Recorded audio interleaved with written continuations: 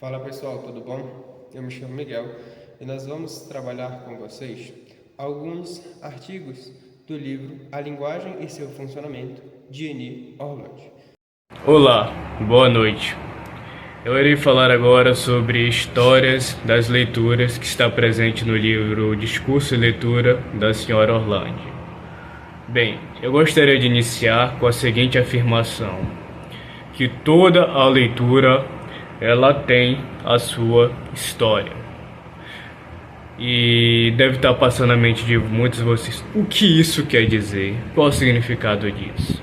Bem, no decorrer do vídeo, eu procurarei destrincheirar e explicar bem o que essa afirmação quer dizer, certo?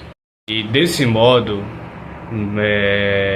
essa afirmação lá abre portas para que cheguemos à conclusão de que para um único texto ou para um determinado texto, há leituras previstas para ele. Sendo que essa não é uma previsão absoluta, porque a própria autora ela destaca que é possível novas leituras desse mesmo texto. Ou seja, isso nos leva a concluir que cada leitor também ele tem a sua história de leitura.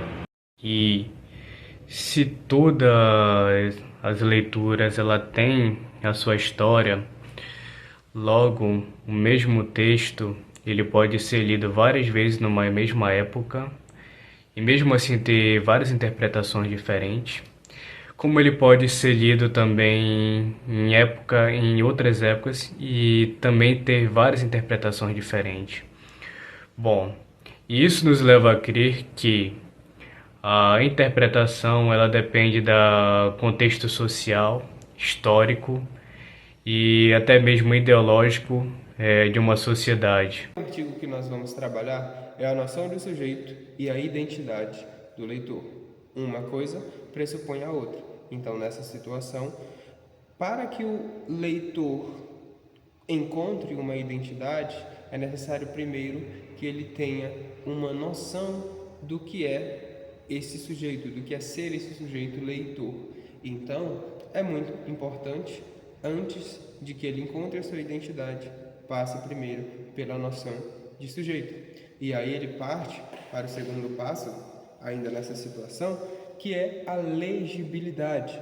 Tudo aquilo que está no estado da leitura para que eu possa e eu consiga, de fato, ler um texto. Então, os primeiros passos são esses, são simples.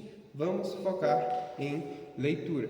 E depois disso nós temos, claro, as noções de leitura do meu leitor. Quais noções são essas? As noções básicas para que ele possa, para que ele consiga ler. E lembrando que ainda estamos falando de leitura, antes de falar de compreensão. Então agora o objetivo principal é ler. E aí em seguida ele traz, claro, a situação de autor e leitor, aquele que escreve e aquele que lê o texto.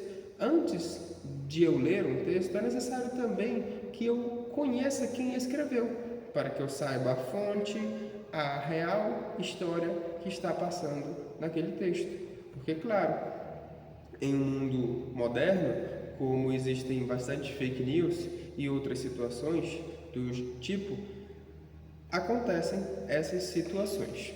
E agora ainda falando sobre o livro Leitura em Sala de Aula, melhor dizendo, da Sra. Orlando. Agora irei falar sobre um assunto que me chamou bastante atenção, que é leitura de quem e para quem. Bom, antes de iniciar, gostaria de destacar que sempre existiram duas classes. A classe dos dominantes e a classe dos dominados, segundo a própria autora. Ou seja, resumidamente, sempre existiu a classe dos governantes e a classe daqueles que eram governados. Desde os primórdios da humanidade, desde que foi inventada a escrita, era só os governantes que eram dado o direito sobre a leitura.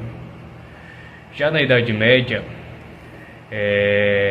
com a igreja no poder, somente o clero, a nobreza e os reis, que eram os governantes, que detinham o poder da leitura e de certos conhecimentos bastante específicos.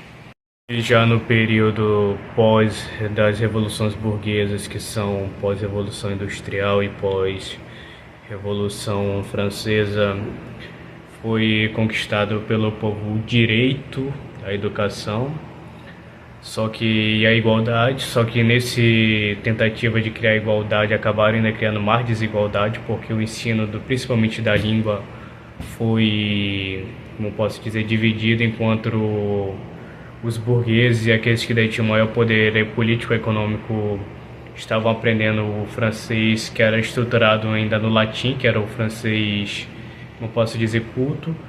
A população ela estava ainda aprendendo um francês, como posso dizer, medíocre, né? Que era baseado só em algumas frases comuns. E como meio de combater isso, o aluno leitor ele constrói uma sua própria apropriação do instrumento, que serve para construir histórias, como posso dizer, que a própria classe dominante ela desconhece, sendo que muitas das vezes a classe média ela consome muitas coisas que somente a classe dominante produz e acaba não sobrando muita coisa também para as classes que estão abaixo da classe média. Esse foi o nosso vídeo sobre linguagem e funcionamento. Esperamos que vocês tenham gostado e que desejamos a vocês boa sorte nos estudos. Dá o likezinho e se inscreve no canal.